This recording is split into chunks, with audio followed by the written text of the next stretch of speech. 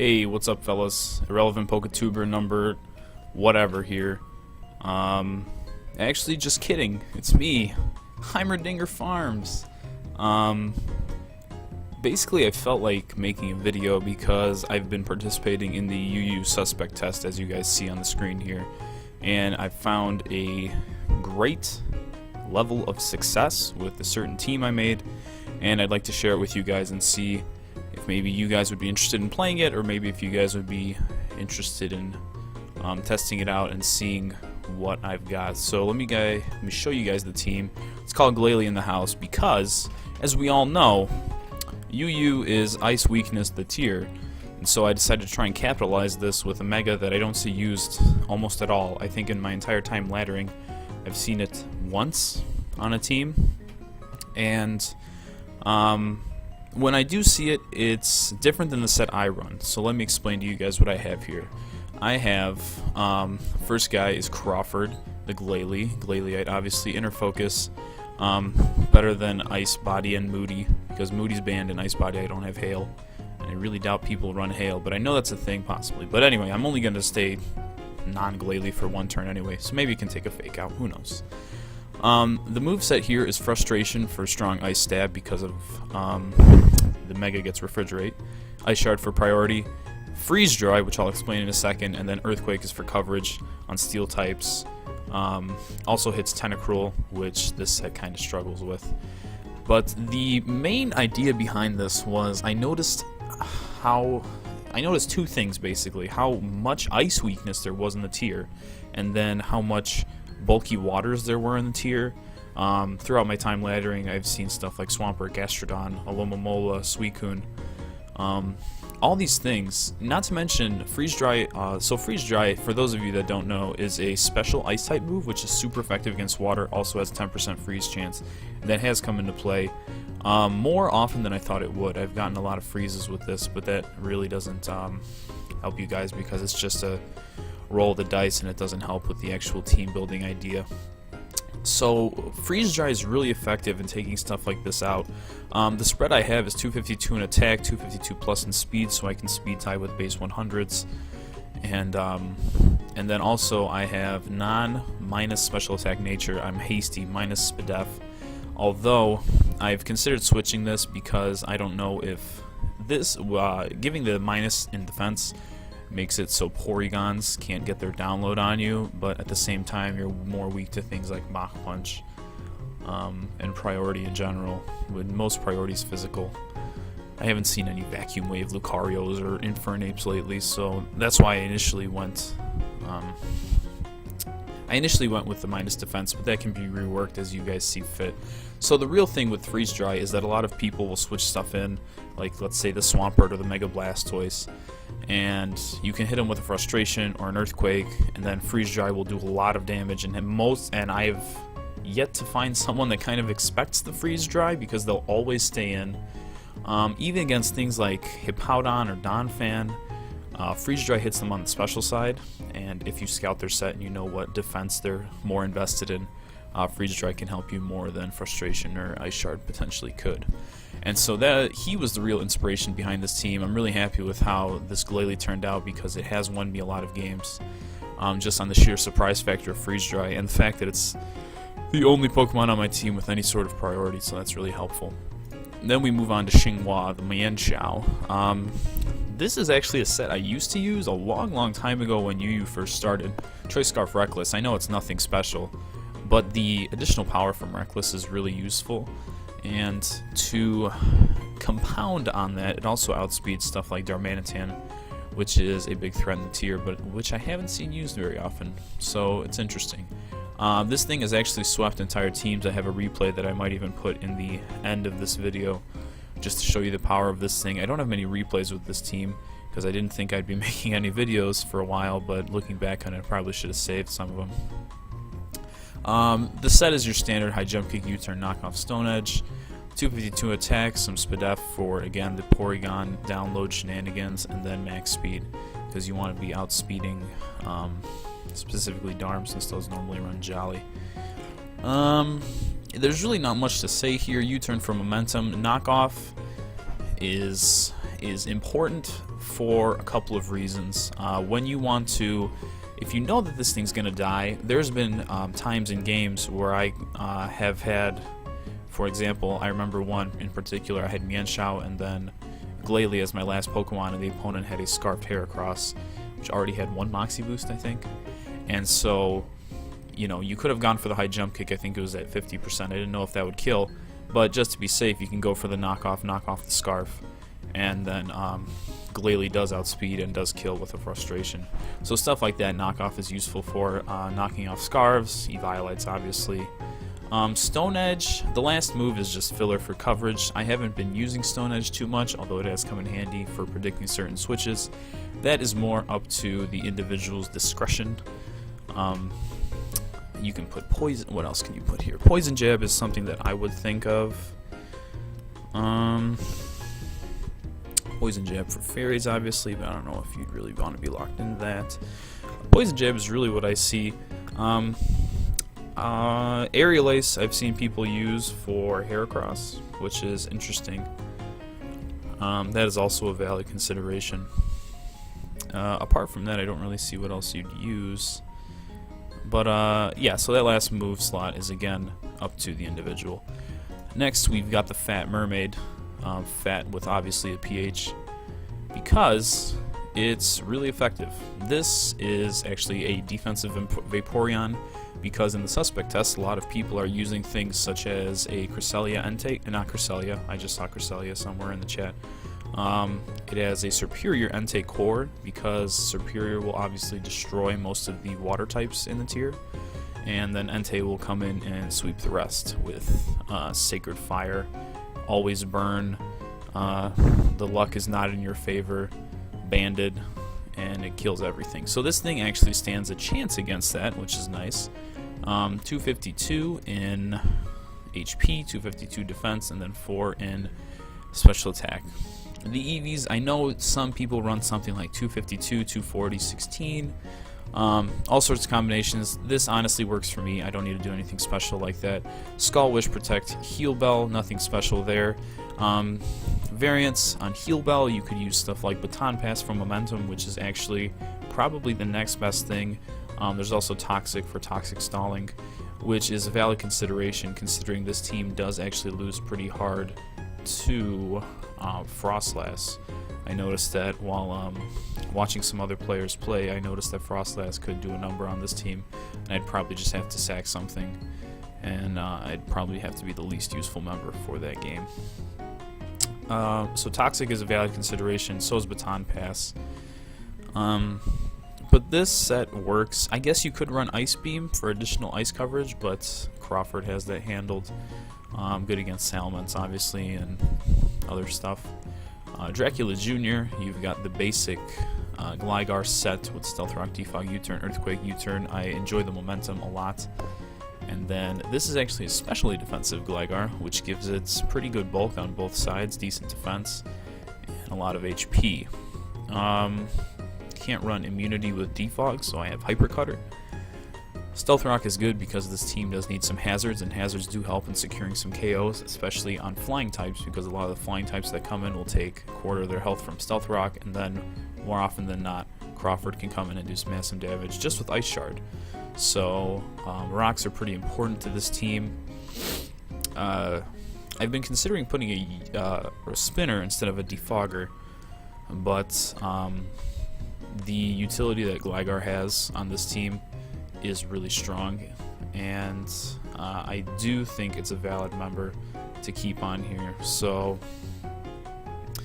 Earthquake's obviously for things like the thing I found it most useful for is things like Empoleon and Nidoqueen, which may or may not run speed investment to outspeed, but the Earthquake does, if they're low on health or something, or if the opponent is trying to Wish Pass into them, Earthquake can either kill or do a lot of damage.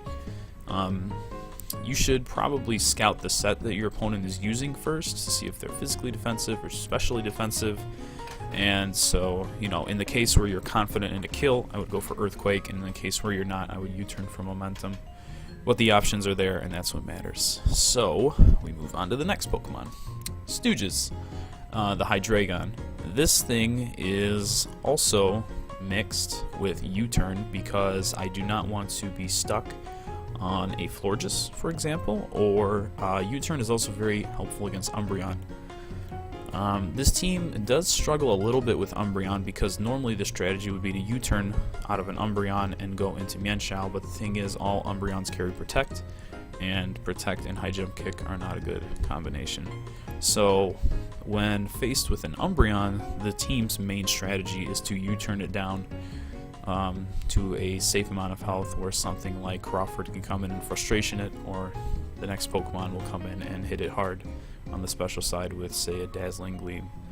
But talking about this Pokemon in particular, this makes up a very effective core with Mienshao because Mienshao is kind of hampered by ghost types and basically things that are really physically bulky. It cannot always break through, and Stooges is very effective in those situations because Dark Pulse is a strong stab, especially with Life Orb. Then a Draco Meteor is a massive like damage dealer on this team, and it will hit a lot of things on the special side. And then after it takes the -2 from Draco Meteor, it can U-turn out, and people may not be expecting that and may like set up or do something foolish, which does give you momentum then to hit them where it hurts. Roost is there because I found it very effective in certain games where the opponent is trying to stall me out and thinks that I don't have Roost, so they might make some foolish plays and not play around Roost, and then I Roost up, and then they realize it has happened before where an Umbreon thought it could foul play me to death, and instead of foul playing on the last hit, they would wish because they were like, oh, you can't kill me anyway. And then you Roost up and they realize their plan is in trouble. So and then moving on to the and the EVs are pretty standard. I did minus defense again because Porygon exists. Then Tammy No Thumbs, the Roserade, is specifically here to deal with Superior. There are a lot of Superior variants that will do a lot of damage to this set, so this is not a perfect counter by any means, but it is pretty solid. Sludge Bomb, Giga Drain, Hidden Power Fire, Dazzling Gleam I think is the optimal coverage for this thing. Sludge Bomb obviously for Superior, Giga Drain for the bulky waters in this tier. Hidden Power Fire with Technician is incredibly powerful, especially against stuff like Fortress, a lot of, I don't know, Fortress-I, maybe? They will come in on you, like let's say you're in on a Swampert, you obviously Giga Drain, and then they will think you can't hit them, and then you Hidden Power Fire, and there goes their Hazard Setter, Hazard Remover, and potential Momentum Giver if they have Volt Switch on it. Hidden Power Fire is there pretty much because I needed a Fire-type move on this team, and I've considered giving Hydreigon Fire Blast for that reason, but I think Hydreigon is better suited to the momentum if you can use it. And then Dazzling Gleam is there for the Fairy-type coverage, hitting specific fighting and or dark types. Many a time have I taken a Draco Meteor from a Hydreigon, taken 70-ish%, and then O-code back with Dazzling Gleam. And in that situation, you know, getting one free kill like that is pretty invaluable. I would say this is the most dispensable member of the team, and it would probably be switched out once Superior stays or goes in the tier. It's basically the free slot of the team. I just found that I would like another special attacker, and I would like one that deals with Superior well, so I chose this one. Shaman is also a consideration because Air Slash, although I probably wouldn't run Air Slash with Assault Vest on Shaman. But I think Assault Vest works well because it complements the natural bulk. The EVs are obviously all in attack, and then I outspeed base 100s and Honchkrow, which is important because some Honchkrow will actually stay in on you, and you can Dazzling Gleam them. Because I think Honchkrows only go up to 241, and no one runs a timid Honchkrow, or a jolly Honchkrow, I should say. So they take their chances with a sub, or I don't know if Sucker Punch killed actually, but I haven't been in that situation because almost all of them think that they can OHKO. So yeah, that's basically the team. As for the ranking with the team, I can just rank. I am up to 1440 in the UU Suspect test with a coil of 2249. The 37 and 13, I've actually used a variant of this team earlier. In the entirety of the UU Suspect, I've used 3 teams. One team that I used for 2 games in the beginning, which was pretty disastrous because I was not prepared for Superior whatsoever. I didn't think it'd be as big of a problem as it was. So that was that. Then we moved on to a variation of an ice exploiting team, which I think this is. And that went okay. And then I really landed on this team, which has brought me quite high up on the ladder. On the ladder right now, you guys can see I am 35th. And I think that's really, to me, I think that's a really high degree of success. I haven't been this high up on the ladder in a while. And I think this team is pretty successful in that regard. I hope that by the end of the week, I can get my coil up and vote on the Suspect test. So let's talk about the Suspect test. Initially, when considering Superior in the tier, I really wanted something that would handle these bulky waters so well. And as I kind of moved forward, initially I leaned towards no ban, and as I moved forward I saw that the versatility of Superior is extremely dangerous. The arguments against ban, I guess, would be that stuff like Crobat exists, which hard walls it. But again, Superior has so many options at its disposal. For example, a Glare, or a Glare will cripple a Crobat, or a Hidden Power. What are the sets that Superiors run? They obviously always run Leaf Storm. I've seen a couple with Sub, which I think is smart because Superior has natural bulk. Glare obviously slows down stuff, and then you have hidden powers at your disposal for coverage, such as Rock or Ice, or Fire, or what have you. But I think Superior is a big enough threat where it would be wise to probably remove it from the tier, although that goes against every fiber of my being, as I really want it to stay. The Pokemon is good. It's extremely fast. It can get up to very hard-hitting amounts of damage very quickly. And as you saw with the Roserade set, I think unboosted, a timid Superior will hit around a little less than 10%. Once it gets +2, a Leaf Storm will do 20, but a Dragon Pulse will do, I don't know, 70-ish, I think, and Hidden Power Ice will do even more than that. So I think that Superior doesn't have all the moves and all the move slots to effectively destroy the metagame, but I think it has enough to make it a good enough threat against a majority of things.